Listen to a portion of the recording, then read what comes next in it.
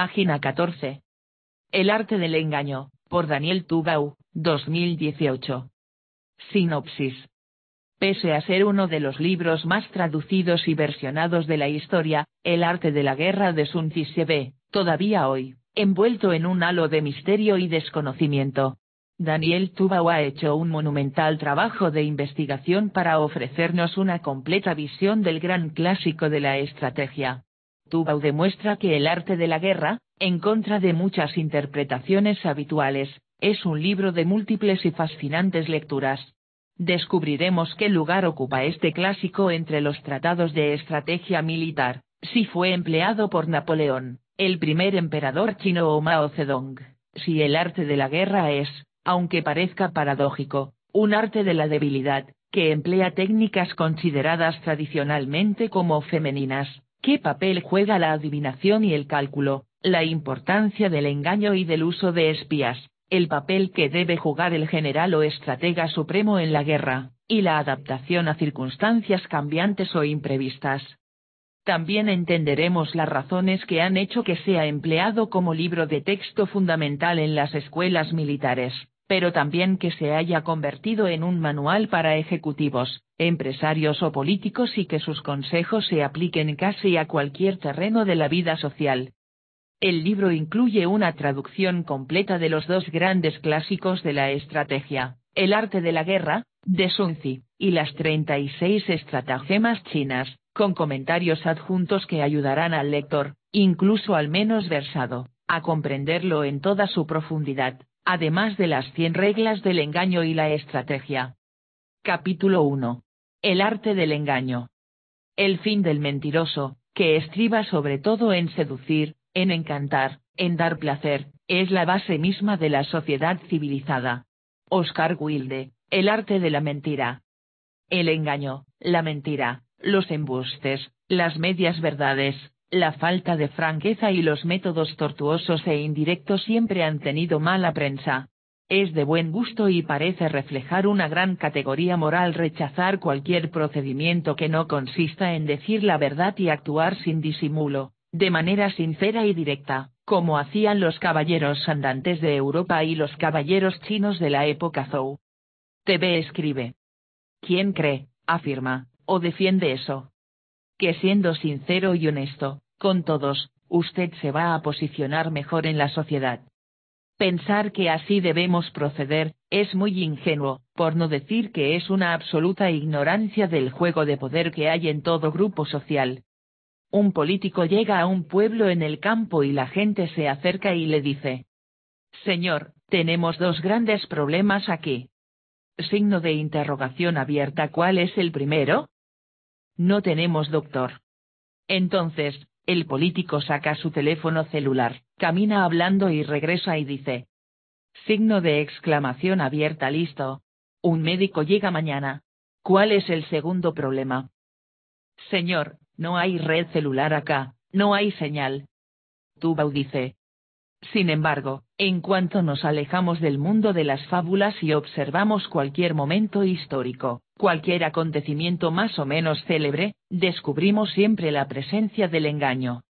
Mienten los políticos, mienten los profetas, mienten, por supuesto, los novelistas y los cineastas, puesto que sus obras son un tejido de engaños que tiene el único objetivo de entretener a los lectores y a los electores, a los espectadores y a los acólitos. Por otra parte, sabemos que la vida social sería imposible sin el engaño, sin constantes mentiras, pequeñas y grandes mentiras. TV escribe. Una sociedad, un grupo social en donde no hay mentira y engaño, no funciona. Tubau dice. Algunos novelistas han descrito la utopía de un mundo sin mentiras y nos han mostrado que sería lo más parecido a una sucursal del infierno en la tierra. Imagine el lector por un instante lo que sería un día de su vida en el que sus amigos, compañeros, jefes, familiares, vecinos y desconocidos dijeran con toda sinceridad lo que piensan, un día de su vida en el que no hubiera lugar para pequeñas mentiras, a veces piadosas, a veces necesarias para librarse de un amigo enojoso, otras veces para evitar una discusión previsible e interminable o incluso una respuesta violenta.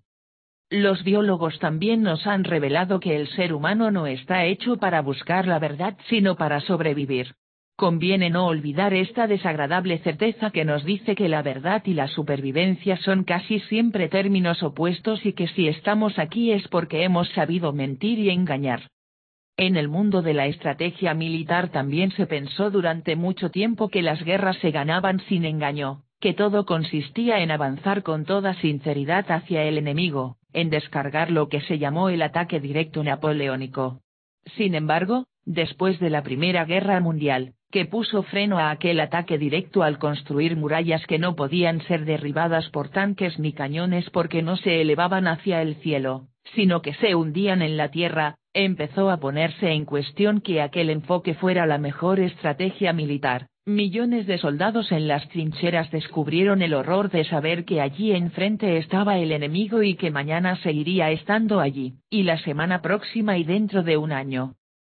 Fue más o menos por esas fechas cuando llegó desde China un punto de vista diferente, gracias a un pequeño libro que conmovió los cimientos del arte militar, establecidos por el prusiano Karl von Clausewitz. Aquel tratado de estrategia, escrito más de 2000 años antes por alguien conocido como el maestro Sand, había sido traducido alguna vez al francés y al inglés, pero no atrajo la atención hasta que Lionel Giles ofreció su propia versión en 1910, bajo el título El arte de la guerra.